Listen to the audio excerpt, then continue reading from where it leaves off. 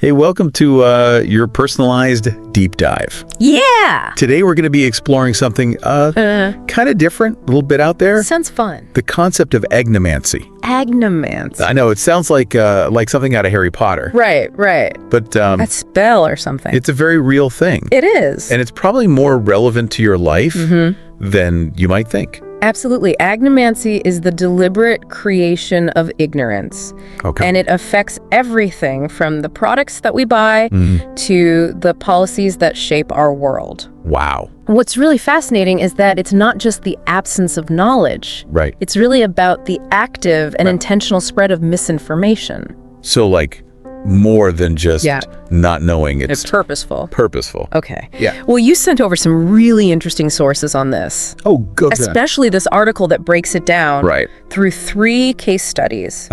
Big tobacco, climate change. Yeah. And intelligent design. Those are great examples. So like, I guess our mission today is to understand how agnomancy works and why it's so important to be aware of it. Absolutely.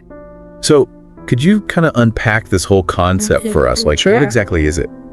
In the simplest terms, agnomancy is about creating doubt, confusion, even when the facts are pretty clear. So it's not just being uninformed. No, it's about somebody actively trying to keep people in the dark. Like to their advantage or? Yeah, and the motivations behind it can really vary. Okay. Sometimes it's about protecting political power, sometimes economic gain, Coke. sometimes even just defending certain beliefs. Regardless of.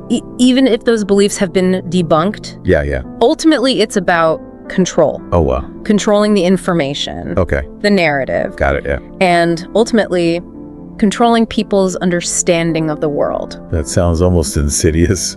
It can be. Okay. To give you a clearer picture, let's dive into that first case study you had. Okay. The one about big tobacco. Their campaign to downplay the risks of smoking is practically a textbook example of agnomancy in action. I was reading about that, and it's just crazy. The lengths they went to create doubt about the link between smoking and cancer. They really did. And, they understood the power of scientific evidence. Yeah. So they invested heavily in funding their own research. Oh, wow. This wasn't about advancing science. This was about muddying the waters, But creating the illusion of a debate when there really wasn't one. interesting. All a tactic to delay regulation and keep people smoking. Wow. And didn't they also have like those ad campaigns featuring doctors and athletes Oh, absolutely. promoting cigarettes? Yeah. I mean, it seems unbelievable now It does, doesn't it? to think about that. They used imagery of health and vitality to counter the growing concerns about smoking's impact. Wow. So by associating smoking with these positive attributes, they were aiming to create a disconnect in the public's mind between cigarettes and their very real consequences. So it was cynical. Very much so. Did it work? Well, it bought them time. Right. By sowing doubt, they were able to delay regulation, keep people smoking for years, and ultimately impacting public health, costing lives. Wow. It's a stark reminder of how agnomancy can have real-world consequences. So how did the truth finally come out? Well, it was a long process, Yeah. but a combination of factors. Okay. Leaked documents, whistleblower testimonies, Wow. and eventually a wave of lawsuits forced them to come clean about the extent of their deception. So even though agnomancy can be effective, It can. it's ultimately unsustainable That's right. in the face of overwhelming evidence. The truth has a way of coming to light. Okay. But the key takeaway here, it often takes a concerted effort to expose the truth Right. and hold those responsible accountable. That's kind of a sobering thought. It is. And unfortunately, this playbook of deception isn't just a relic of the past. No, not at all. We see similar tactics being employed today We do. on issues like climate change. Exactly. And with climate change, the stakes are even higher. Right. We're not just talking about the health of individuals. It's global. We're talking about the future of our planet. Yeah. The whole planet. It's fascinating Yeah. how the tactics used to sow doubt about climate change. They often mirror those used by big tobacco. Yeah, definitely. Yeah. I've noticed that. Like, I've seen articles and reports that will, like, cherry pick data or like highlight the opinions of a few dissenting scientists to make it seem like there's no real consensus. That's a classic agnomancy tactic. Instead of engaging with the full body of scientific evidence, which in the case of climate change is incredibly robust, they're focusing on isolated bits of information that support their predetermined conclusions. Interesting. And they'll also attack the credibility of climate scientists instead of the science. Yeah, painting them as alarmists or politically motivated rather than engaging with the science itself. It's so frustrating to see those tactics being used, especially given how urgent the climate crisis is. It is urgent. You know, the scientific consensus on human-caused climate change, it's overwhelming. It is. As documented by organizations like the IPCC. Absolutely. The IPCC reports represent the work of thousands of scientists from around the world who have meticulously evaluated the evidence. And their conclusions are clear. Human activities are driving climate change. And the impacts are already being felt globally. And yet we still see those who just completely disregard it and say it's all a hoax. It's amazing, or a natural cycle. That's the insidious power of agnomancy. It really preys on people's uncertainty and their desire for simple explanations. It allows them to dismiss these inconvenient truths and maintain their existing worldview. Even in the face of overwhelming evidence. Wow, it makes you wonder, why are we so susceptible to this? Well, one factor is our reliance on trusted authorities. We can't be experts in everything. So we naturally look to others for guidance and information, especially when it comes to complex topics like climate change. Yeah, like I can't be expected to read every scientific study or policy report. You know, I have to rely on... You have to rely on experts. But that reliance on authority can also be exploited. Oh, how so? If those authorities are intentionally spreading misinformation or distorting the facts, we can be easily misled. So it's kind of like garbage in, garbage out. Exactly. You know, like if we're feeding our minds bad information, our understanding of the world will be distorted. Regardless of the source. It doesn't matter how trustworthy they seem. Wow, so how do we guard against that? Who do we trust? It's crucial to be discerning about the sources that we rely on. We need to ask ourselves some critical questions. Like what? Who are these experts? What are their credentials? What are their potential biases? Do they have a vested interest in promoting a particular viewpoint? So it's not enough to just accept information at face value. No. Even if it comes from a credible source. Even if it seems credible on the surface, we need to dig deeper. So we kind of have to do our own research. Exactly. And that research should involve seeking out multiple perspectives. Don't just rely on one source or one study. Got it. Read widely. Look for evidence-based information from a variety of reputable sources. So it sounds like it's more about being active. In our search for truth. Be an active participant. Not just passively absorbing what we're told. You've hit the nail on the head. It's about cultivating healthy skepticism. Not a cynicism that dismisses everything outright. But a critical lens that allows us to evaluate information objectively. This reminds me of something we touched on earlier. The idea that agnomancy often preys on our pre-existing beliefs and emotional vulnerabilities. That's another key factor that makes us susceptible to manipulation. Agnomancers are masters at tapping into our hopes and fears, our desires and anxieties. They know that when we're emotionally invested in a viewpoint, we're less likely to be critical of the information that supports it. And more likely to reject information that challenges it. I've seen that play out in the climate change debate. Oh, absolutely. Like those who oppose action will appeal to people's economic anxieties and suggest that addressing climate change will lead to job losses and things. Exactly. They frame the issue in a way that triggers fear, uncertainty. Knowing those emotions can be powerful motivators. Similarly, they may appeal to people's desire for individual freedom and frame any attempt to regulate emissions or promote sustainable practices as an infringement on their liberty. It's almost like those targeted ads that seem to know exactly what we're thinking and feeling and use those insights to manipulate us. They do. Into buying things or clicking on a link. It's very similar. Or believing something that might not be true.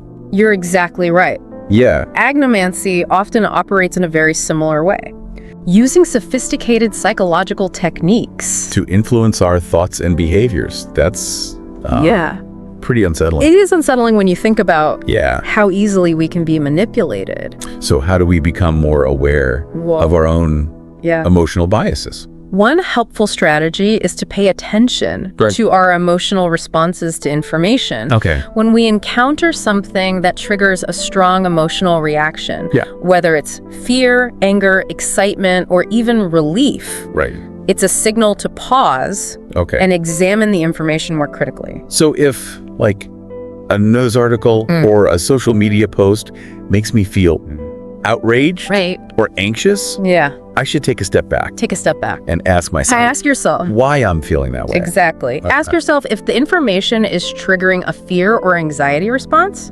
Is it appealing to your desire for certainty or simplicity? Are you accepting the information because it aligns with your pre-existing beliefs, even if the evidence is weak or contradictory? So it's about recognizing that our emotions can sometimes lead us astray. They can. Especially when evaluating information. Absolutely. It's about developing that healthy skepticism, Yeah. that critical lens that allows us to see through the emotional manipulation and get to the heart of the matter. So we've discussed big tobacco. Their attempts to downplay smoking. And the tactics used to cast doubt on climate change. Both pretty weighty issues. Big issues. With, like, global implications. Global implications. But I'm curious, does agnomancy play out on a smaller scale too? Absolutely. Agnomancy isn't limited to these large-scale issues. We encounter it in our daily lives. Oh, wow. In advertising, marketing, political campaigns, even our personal relationships. Oh, I hadn't thought about it like that. So how do we spot it then? In those everyday scenarios, how do we avoid being manipulated? One key is to be aware of the power of framing. Agnomancers are masters at framing issues in a way that benefits their agenda. They use language very carefully to evoke specific emotions and shape our perception of events. Can you give an example? Sure. Think about the language used in political campaigns.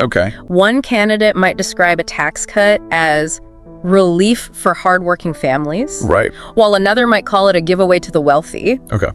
Both descriptions could be technically accurate, but the framing evokes very different emotional responses. That's a really good example. And I can see how that would apply to advertising too. Oh, absolutely. Like those miracle weight loss ads.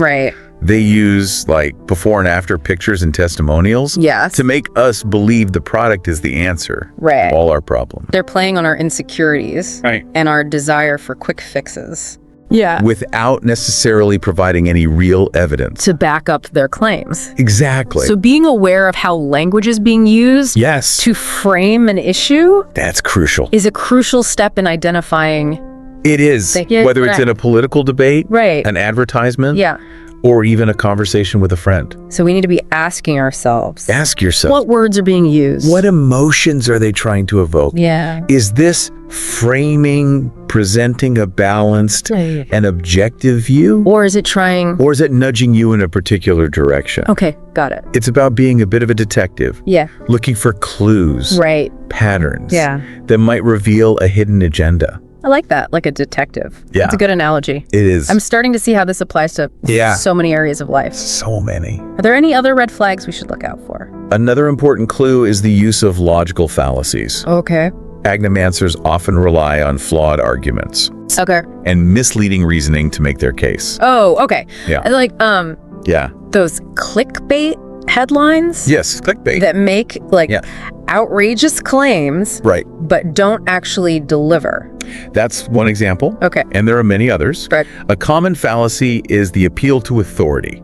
Where they'll cite an expert to support their claim, even if that person isn't actually an expert on the topic. So just because, like, a celebrity endorses a product doesn't mean it's good. It doesn't mean it's good. Got it. Another common tactic is the false dilemma. What's that? Where they present only two options. When in reality, there might be other possibilities. Like those social media posts that say, you're either with us or against us. Exactly. That's a classic false dilemma. Okay. It's a way to shut down conversation. Got it. discourage critical thinking. Okay. Another common tactic is the straw man fallacy. Okay, what's that? Where they misrepresent their opponent's argument. Okay. To make it easier to attack. So they're kind of creating a fake version. Yes, a fake version of the argument. That's easy to knock down. Instead of engaging with the real one. Exactly. Got it. It's a tactic designed to distract and mislead. Wow, this is all so helpful. I feel like I'm starting to get a much better understanding I'm over it. I'm glad. of how agnomancy works. Yeah. And how to spot it. It's like learning a whole new language. Yeah. The language of deception and manipulation. That's a great way to put it. Yeah. Like learning to recognize and counteract agnomancy. It is an ongoing process. It is. The tactics are constantly evolving. Right. So we need to stay vigilant. Yeah. And continue to sharpen our critical thinking skills. So it's like a mental workout. It is. You know, constantly challenging our assumptions. Our assumptions and testing. And testing our understanding of the world. Yeah. This has been incredibly insightful. Good, I'm glad. We've covered so much today. We have. From big tobacco to climate change. Right. To the subtleties of everyday conversations. It's everywhere. But I'm curious, with all this talk about agnomancy and its negative impacts, is there any way to use it for good? That's a really interesting question. Yeah. And it's one that researchers are starting to explore. Oh, wow. This concept of positive agnomancy suggests that it might be possible to use these tactics ethically. For example, in education or marketing campaigns for social good. So, like, instead of using it to sell cigarettes or spread misinformation, we could use it to promote like healthier habits. Yes, healthier habits. Or more sustainable practices. Oh, exactly. Okay, so how would that work? Well, imagine a public health campaign to encourage people to get vaccinated instead of just presenting the facts and statistics. They could use storytelling, emotional appeals, framing techniques to make it more compelling and resonate with people. So you could tell a story about a family whose lives were saved because they were vaccinated. Yes. Or you could use imagery that evokes a sense of security and well-being. Okay. Create positive associations with vaccination. Interesting. You could also use framing techniques to highlight the benefits of vaccination, not just for individuals, but for the community as a whole. Got it. You could emphasize that getting vaccinated is an act of social responsibility. Okay. A way to protect not just yourself, your loved ones, but also those who are most vulnerable. So instead of focusing on the potential risks, which can trigger fear and anxiety, you're framing it as a positive act, something that aligns with people's values and aspirations. Interesting. So this all ties back to what we discussed earlier about agnomancy, preying on our emotions. It does. And it seems like positive agnomancy is about using those same emotional levers, but in a way that promotes positive outcomes. Positive outcomes. They're exactly right. It's like we're understanding how those emotional triggers work, and using them ethically to nudge people in the right direction. It's like those social marketing campaigns that encourage people to recycle or conserve energy. They often use humor or positive reinforcement. To make those behaviors more appealing. To make them more appealing. That's a great example. Less like a chore. They're using the principles of persuasion, not to deceive or mislead, but to promote behaviors that benefit everyone. So in a way, it's like using our understanding of psychology to create a better world. That's a beautiful way to put it. It's about recognizing that we're all susceptible to these persuasive techniques. But we can use that knowledge to empower people. To make informed choices that benefit themselves and others. This has been so eye-opening. Good, I'm glad. I'm like seeing the world in a whole new light. That's great to hear. It is. It's been my pleasure to share these insights with you. And remember, the fight against agnomancy, whether it's the negative kind or the positive kind, it's an ongoing process. It requires constant vigilance, critical thinking, and a willingness to challenge our own assumptions. You've given me a lot to think about. Good. I'll definitely be more mindful of the information I consume. I think we all should. And how it's presented. Absolutely. And who knows, maybe I'll even find a way Maybe. To use a little positive agnomancy. It's possible. In my own life. Yeah. To make a small difference. That's a wonderful goal. Yeah. And remember, even small acts of awareness right. can have a ripple effect. Okay. Creating positive change that extends far beyond ourselves. That's a great point. It is. Well, thank you so much for joining me. It's been a pleasure. For this deep dive. Yes. It's been a really enlightening experience. Good. And to everyone listening. Yes. Keep questioning. Stay curious. Stay curious. And never stop seeking the truth. We've been talking about how agnomancy can be used to manipulate and mislead. Right. But you mentioned something earlier about positive agnomancy and how those same techniques could be used for good. Yeah.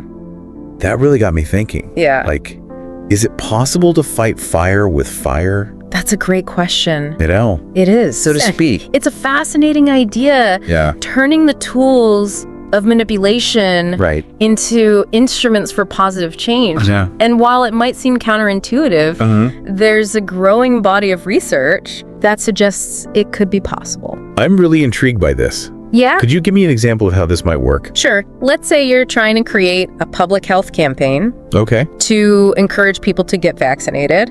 Instead of just presenting dry facts and statistics, you could use storytelling and emotional appeals to make the message more engaging and persuasive. So you could tell a story about a family whose lives were saved because they were vaccinated. Against a deadly disease, Okay. Or you could use imagery that evokes a sense of security, well-being, to create positive associations with vaccination. Interesting. Yeah. Okay. You could also use framing techniques to highlight the benefits of vaccination, not just for individuals, but for the community as a whole. Right, for everyone. Emphasize the idea that getting vaccinated is an act of social responsibility. Okay. A way to protect yourself, your loved ones. And those who are most vulnerable. So instead of focusing on the risks, you're framing it as a positive. As a positive act. Okay. That aligns with people's values. So it's about tapping into people's desire to protect their families and communities. And framing vaccination as a way to achieve that. This all ties back to what we discussed earlier. It does. The idea that agnomancy preys on our emotions. It does. And it seems like positive agnomancy is about using those same emotional levers. Exactly. But in a way that promotes positive outcomes. Positive outcomes. You're exactly right. It's like understanding those emotional triggers. Understanding how they work. And using them ethically. Ethically, that's the key. It's like those social marketing campaigns. Encourage people to recycle or conserve energy. They often use humor or positive reinforcement to make those behaviors more appealing and less like a chore. So in a way, it's like we're using psychology to create a better world. That's a beautiful way to put it. Yeah. It's recognizing that we're all susceptible to these techniques, but that we can use that knowledge to empower people. To make informed choices. This has been so eye-opening. Good, I'm glad to hear that. I feel like I'm seeing the world in a whole new light. That's great. It's been a pleasure. A pleasure was all mine. Learning about all of this. It's been a fascinating discussion. It has. And remember, the fight against agnomancy, it's an ongoing process. Requires vigilance, critical thinking, and a willingness to challenge our own assumptions. You've given me a lot to think about. I'm glad. I'll definitely be more mindful of the information I consume. Be mindful of the way it's presented. And how it's presented. Absolutely. And who knows? Yeah. Maybe I'll even find a way to use a little positive agnomancy. You could. In my own life. To make a difference. That's a great goal. Yeah. Remember, even small acts of awareness can have a ripple effect. Creating positive change. This has been a fantastic deep dive. It has. Thank you so much for joining me. It's been my pleasure. And to everyone listening. Yes. Keep questioning, stay curious. And never stop seeking the truth.